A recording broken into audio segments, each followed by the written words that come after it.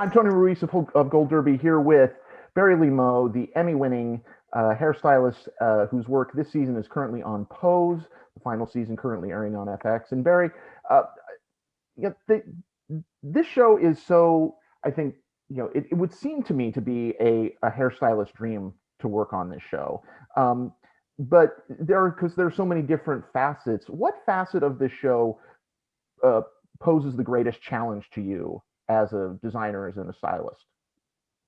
I think it's the production schedule because we shoot this show very much like a feature, and the schedule that we work on is a TV schedule, so we're always up against time. And I think it's a blessing and a curse because so much of what you see on camera comes out of those last minute moments where we have to make it work. And sometimes that's some of our best work that ends up on camera. But you find yourself thinking about if we had 3 weeks to prep each look, how amazing would it be then? So I think that can be challenging at times, but also it can be a blessing. Like I said, I think creativity finds you sometimes in those moments when you don't have any time and you just have to really rely on your creative instincts to just let it drive you and to create. The show is so, it covers so many bases. It starts off, of course, in this ballroom setting, but then there's all these looks outside of the ballroom that are equally as important, and sometimes, if not more so. Do you actually see them as separate challenges, or all part of like the same challenge?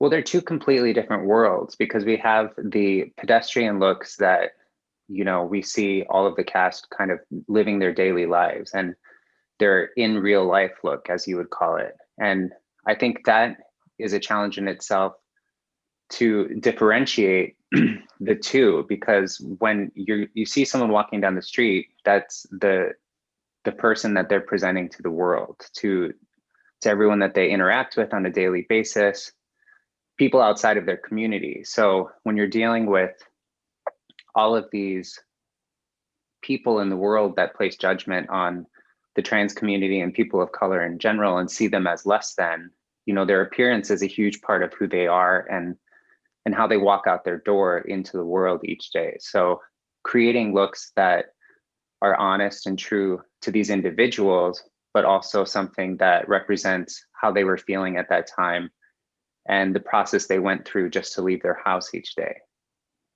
And when you move into the ball, it's a completely different experience because in the ballroom, that's a community that they've created for themselves, a place where the outside world isn't judging them, they're judging themselves, and they feel safe and supported. So that's why you see so much freedom and expression on the floors of the ballroom, because that's the safest place that they have in their lives to truly exist and be who they want to be. How much did you know about ballroom culture before starting to work on Pose? I actually knew quite a bit. I'm extremely fascinated with this time period, but also the time period leading up to it and into the AIDS epidemic and how it affected not only this community, but the gay male community and everyone, kind of the whole world that was affected by this pandemic. So when I got it was actually a text that I got from Chris Clark, who was the hair department head for season 1, who I ended up taking over for episode 6, season 1, when he left. He told me a little bit about the show, but I immediately knew exactly what the show was because I have the books, I've watched all the films, I knew what this world was. And as soon as I got that text, my heart just exploded because I knew my life was about to change. And I knew that I had so much to bring to this piece. And I was just excited and honored in the same moment.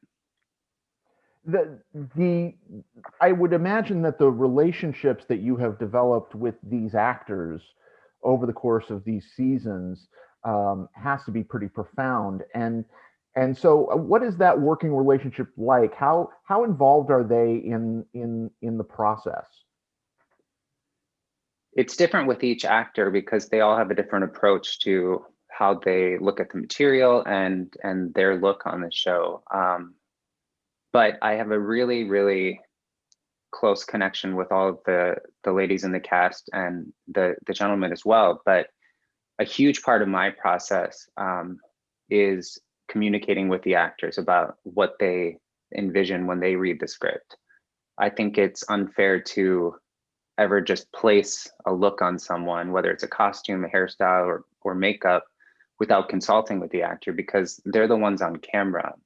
And if you really want to have an authentic, inspired look that works, you need input from the person that is going to be wearing it.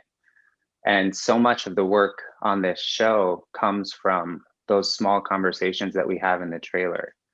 MJ and I knew each other from a project way back in 2008 or 2010, I think. We did Rent off Broadway that Michael Greif directed when we did the revival, and MJ was in that, and we became really close friends then. So when this project came along, we had known each other for a long time. So our communication has always been super open, and there's a huge trust there. And she's a dear friend of mine. With Dominique, she's someone that I really look up to for information in this world, because she is this world. I mean, Dominique is a legend of her own. And moving into season 3, we talked a lot about all of the girls that inspired her coming up and the people that she looked up to. And she brought me some old Polaroids of Danielle Revlon, who was a femme queen icon in the ballroom scene. And she just connected with those images so profoundly that it became kind of the driving force for the look this season. And we scattered those photos all over my station where Dominique got ready each day. And it was really important to me to honor her request to really bring all of the elements of the girls that had passed to this season. And you see that in every one of her looks, not only her street looks, but also all of her ball looks. I really wanted to connect with that history and make sure that we truly honored it, since it was the last season. Has, of course, one of the, I think, the iconic scenes of this season is the fairy tale ball, which, in talking to like the costume designer, was kind of like a last minute thing that was added. I mean, was that as challenging as it looked? Because the end result is so fantastic. It was crazy. It ended up being one of our favorite balls, I think, from the entire creative team, because it was so magical. But it was originally a flashback ball that was supposed to be a black and white ball where we were just going to do very, like, Ryan had this idea to do Spike Lee kind of style shots in slow motion of each of the girls as an introduction to their first ball. But then all of a sudden, and he was looking back at the edits of the episode, he's like, we need something else. And that's when he just said, we're going to do a fairy tale ball. Who can be who? Let's talk about it. And the first thing he said was Rapunzel, and that he wanted this enormous braid. And it was nuts. I mean, we just started ordering stuff. And thankfully, I have a huge team, and we were actually filming a protest downtown, and the holding space for our background was at Webster Hall in New York, which is an iconic music venue in New York City. And that's where our background hairstylists were. And Lisa Thomas and Rob Harmon, my background supervisors, I dropped off a box of braiding hair to them. And I said, it's Sunday, we have to have this done by the middle of the week. So just start braiding, make it as long as you can. And it was great because they were on the floor at Webster Hall, which was such a great parallel to our ball floor. So they really were able to get an idea of how long they can make it. And they just kept going. And we had this huge braid. And then, everything else with that braid came together the morning of. I mean, I was frantically hot gluing flowers and ribbons and glitter, and it was insane. And thankfully for me, I didn't have to do a hair look for Dominique for that, because she was wearing the Evil Queen hood, and that saved me a little time so I could really focus on the others because I had to create this kind of side swept hair for Angelica Ross, who plays Candy, for the Sleeping Beauty look. And that was a challenge in itself as well, because that involved sewing a wig onto a pillow and then placing a wig on Angelica's head and attaching that wig to the wig on the pillow. And it was very technical and crafty at the same time. It was really fun though. uh, I'm just thinking I'm thinking of the look of relief on your face when you don't have to put something on Dominique's head because she's got the evil queen thing. Imagine if Yeah, they I had mean, asked you for one more wig. well, I mean, I would have completely gone for it, but it was nice in that moment because we were filming all of our ball scenes already that week because we saved everything for the end due to COVID regulations, because we were hoping by doing everything at the end that things would be a little bit easier. But unfortunately, we were still in the same world. So we had to do all of our large background scenes those last few weeks of filming season 3. So we really had a lot on our plates at that time. The show means so much to so many people, and I think a lot of that has to do with the fact that it is a world that a lot of people outside of New York City and even people within New York City in the queer community as a whole don't know about. What do you think it is about this show that has spoken to so many people?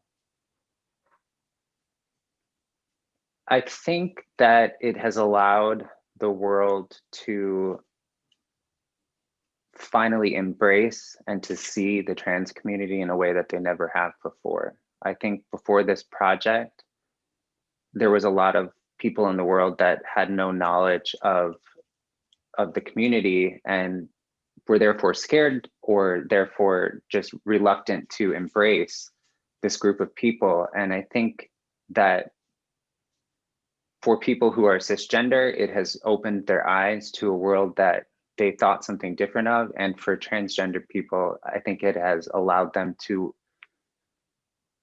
breathe a little bit and to feel seen and to see themselves on television. Anytime you can see yourself represented on TV, as strange as that sounds, it's a reaffirming of your existence. It makes you feel as though you can walk out into the world and maybe feel just a little bit lighter about who you are and not feel so nervous to step out into the world.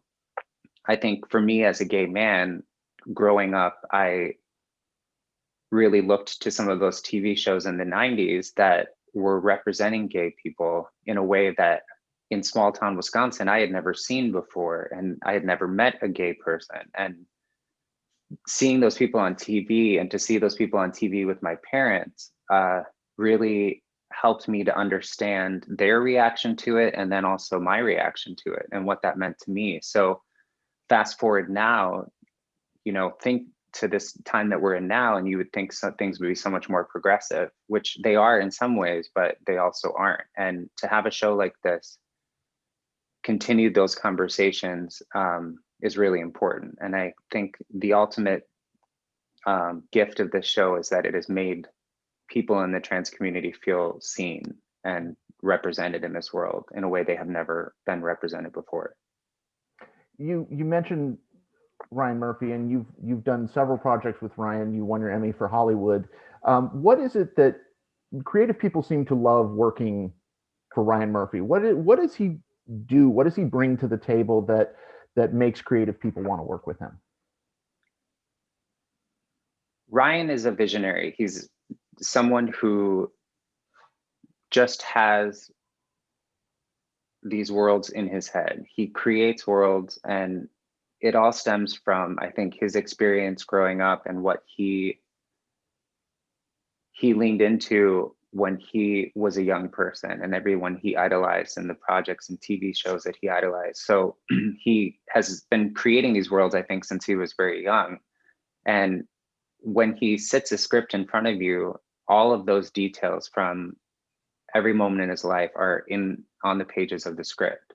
And he can sit in front of you for a meeting and not even look at the script, and he knows completely from head to toe what every person should look like, down to the color of their jacket, to the designer, to the length of the hair.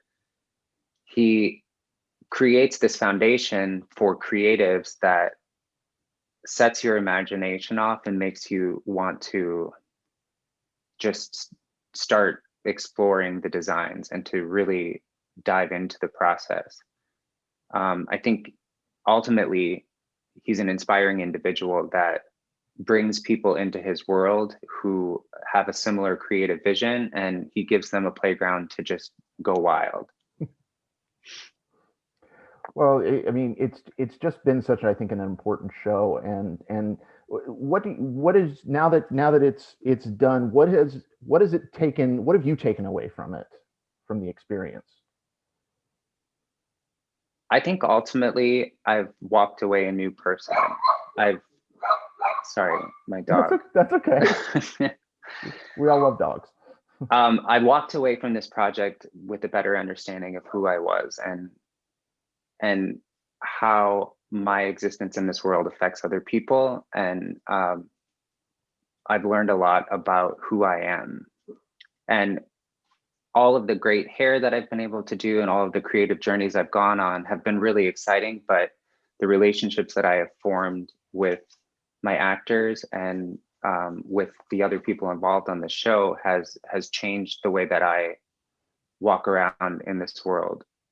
As a white man walking into a space that is predominantly about people of color and trans people of color, I really have no idea of what it's like to walk in their shoes. So with being open and honest and listening throughout the entire 3 seasons, I've learned how who I am affects other people and how other people can affect me. And ultimately, I think that I've walked away a better person and have learned so much about how we can all come together and not focus so much on what is getting me down today, and really take a moment to look next to me and consider how the people standing next to you might be feeling in this moment, and to try to care more about the people around you and not so much about yourself. A lesson that I think a lot of people need to learn. Everybody go to goldderby.com, make your predictions for the Emmys, subscribe to our YouTube channel, and stay tuned with interviews with more contenders throughout Emmy season. Barry Lee Moe of Pose, thank you so much.